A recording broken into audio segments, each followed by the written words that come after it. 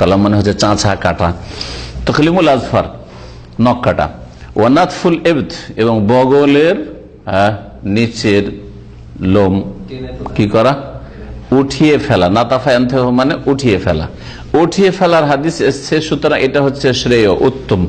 কিন্তু মুন্ডন যদি করে তো জায়েজ রয়েছে, কারণ উদ্দেশ্য হচ্ছে এখানে চুল যদি থাকে তাহলে ময়লা ধরবে আর দুর্গন্ধ বেশি বাড়বে।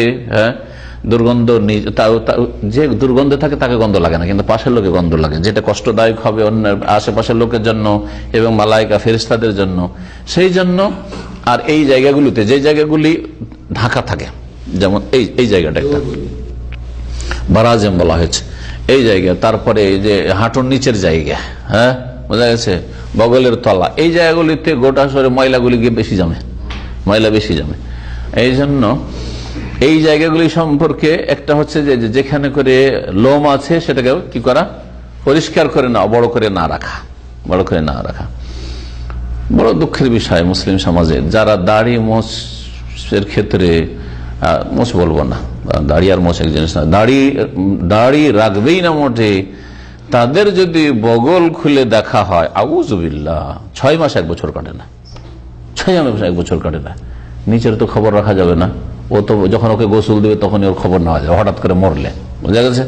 কিন্তু কথা হচ্ছে যে এই বগলে যে কি অবস্থা থাকে, আল্লাহ সব মুসলিমদেরকে হেদায়েত করেছে। কি বলছিলাম, আরেকটি যে 10টি সুনানুল ফিতরার মধ্যে একটা আছে গাসলুল বারাজিম। গাসলুল বারাজিম মানে যে জায়গাগুলি মোড়ানো থাকে, ভাঁজ হয়ে পড়ে থাকে, সেই জায়গাগুলি ভালো করে ধৌত করা। যখন আপনি অজুতে হাত ধুবেন তখন এই জায়গাটা ভালো করে পরিষ্কার করবেন, কারণ এইদিকে অত ময়লা থাকবে না, কিন্তু এখানে অত ময়লা থাকবে না, এই জায়গায় ময়লা জমে থাকতে পারে। যারা কাজকর্ম করে, আমরা যারা বসে থাকি ঘামি না, যারা ঘামে তাদের খবর নিয়ে দেখেন যে দেখেন ধুলো জমে আছে, অনেক সময় থাকে ধুলো জমে আছে, ময়লা জমে আছে। আর তারপরে এগুলো হচ্ছে বারাজিম, এগুলো ধুইতে বলা হয়েছে। না না, জিম বারাজিম বললাম তো, উচ্চারণ গুলো শোনেন না।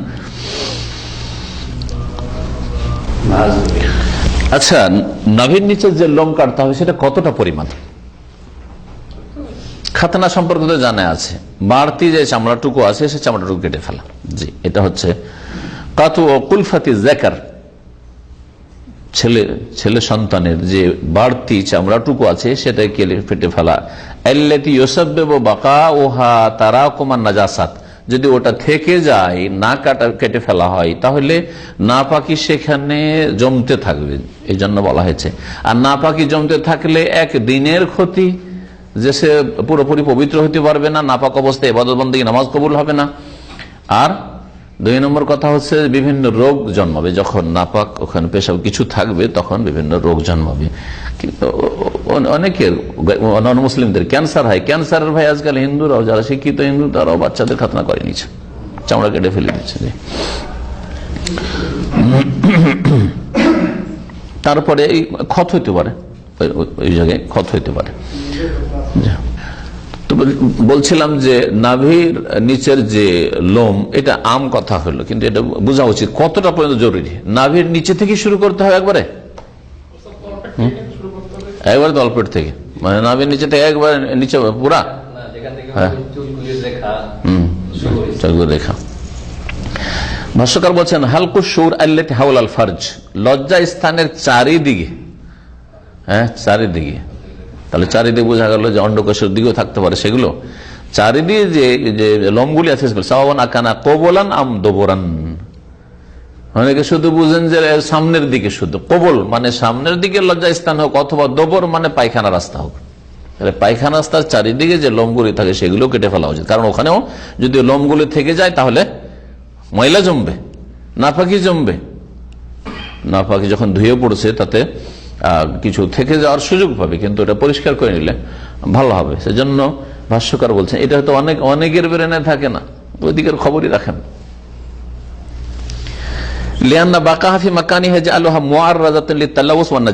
কারণ এই জায়গাগুলোতে যদি লোমগুলি থেকে যায় তাহলে কি হবে, নাপাকি সেখানে জমার সুযোগ পাবে। অরুবামা আখাল্লাত বিত্তাহারাত, শরীয়তের যে পবিত্রতা রয়েছে জরুরি যেসব ইবাদত বন্দেগীর জন্য, যেমন সালাত নামাজের জন্য বা তাওয়াফের জন্য ইত্যাদি, তো কোরআন স্পর্শের জন্য, তো ওই ক্ষেত্রে তখন নাপাকি বা শরীর নাপাকি থাকবে, যদি নাপাক কিছু থেকে যেত। আজকাল মহিলাদের রোগ হচ্ছে নখ বড় করে রাখা, জায়েজ নাই, জায়েজ নাই। গায়র মুসলিম কাফেরদের সাদৃশ্যতা এগুলো। মান তাশাব্বাহা বিকওমিন ফাহুয়া মিনহুম, যারা যে অন্য জাতির সাথে যে সাদৃশ্যতা অবলম্বন করবে তাদের দলে শামিল হবে।